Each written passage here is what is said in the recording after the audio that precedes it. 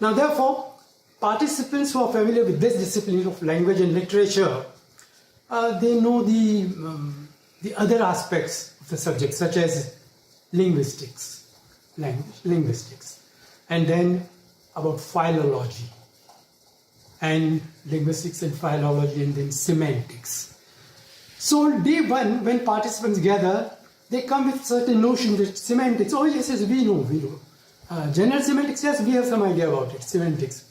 And most of them, they come with some notions of semantics in their mind, not clearly aware, not full attention to what general semantics is.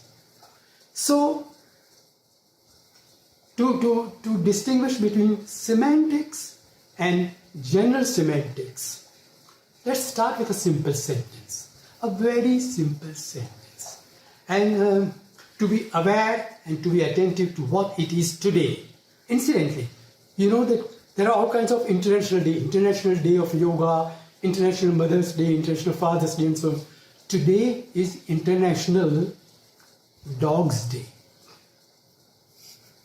That is it today, International Dog's Day. So let us start with a simple sentence about a dog. And the simple sentence is, the dog is a friendly animal. Now I want you all to concentrate on this. So I say, can you see this all? A simple sentence. Yes, sir. A simple sentence. The dog is a friendly animal.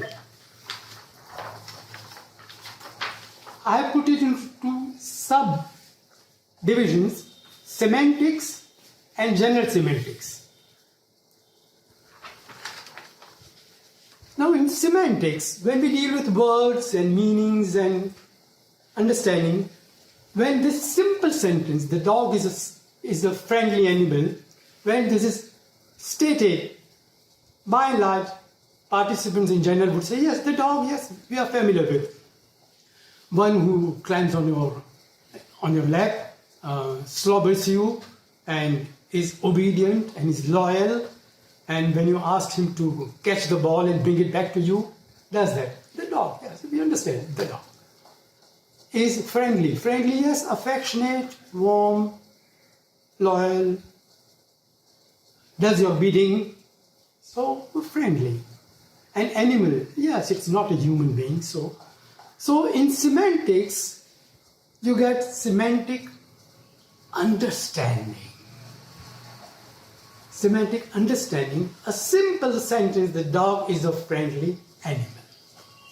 And now we come to the second part, general semantics. The same simple sentence, the dog is a friendly animal, it can have such a wide range of semantic reactions. And it was mentioned just now that semantic reaction is organism as a whole in an environment. Now, on the International Dogs Day, let me mention, there are 130 breeds of dog. And each breed has such a distinct characteristic. So you have the smallest one called Chihuahua, who is just 5 inches at the shoulder blade, at that. On the other hand, you have the Irish Wolfhound, and 34 inches. From Chihuahua to 34 inches. And then Chihuahua weighs about 2 kgs or so. And then we have the Saint Bernard that weighs 90 kgs. Now, the dog is a friendly animal. And a little girl who is paid with Chihuahua says, why do you call it a friendly animal? I play with Chihuahua. It's my playmate. The dog is a playmate. She wouldn't accept the sentence, the dog is a friendly animal. Then there is another person, a 35-year-old man, who was once bitten by a Rottweiler. Now, If you know what a Rottweiler is, it's a ferocious, fierce dog which can bite you.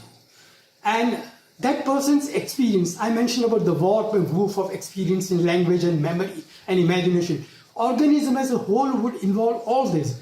The memory of that Rottweiler that bit me. He would perspire in his body. He would have a sense of fear. And he would say, the dog is not a friendly animal. The dog is a wild animal that can bite you. The dog inspires nothing but fear. That's the second kind of semantic reaction. Then the hunter who goes out with a cocker spaniel, who has a very powerful sense of scent, and then retrieves a hunted animal, brings it back. To that person, in his semantic reaction, the dog is a hunting accessory. Not a friendly animal, but a hunting accessory. This is the third kind of. Now I can go on citing examples and examples about 130 breeds of dogs, and each one of them would have a separate kind of semantic reaction. So we now understand, in semantics, we have only semantic understanding.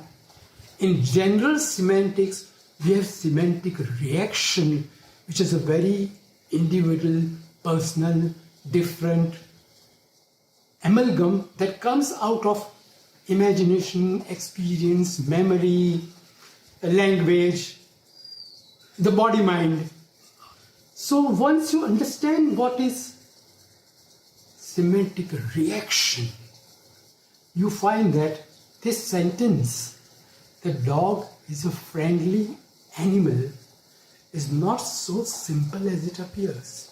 You go into the whole panoramic range of semantic reactions, and the sentence becomes increasingly, it requires depth, dimension, width, height, and it expands, and you see that it's not as simple as it appears. Similarly, we can have facile statements like men are rational, women are intuitive. All these labels. So like the friendly animal, which can be interpreted differently by semantic reaction. Men are rational can have different kind of semantic reaction from different people, or that women are intuitive. These facile statements, once you understand general semantics, you take each word in its total perspective, how it impacts upon you. And before I conclude, to the Buddhists in us, I put forth the koan. And the koan is a simple statement, like a simple sentence, a simple statement. We all participants here in the hall and all over, all that we are participating, we all understand general semantics. A simple sentence. And I see Gad smiling, and now I know that this has triggered volume 3. And team Gad and Shen will work upon this, what we mean by we all understand general semantics. So with best wishes to you, Gad and Shen, for commencing working upon volume 3. Thank you. That was great, Jeff.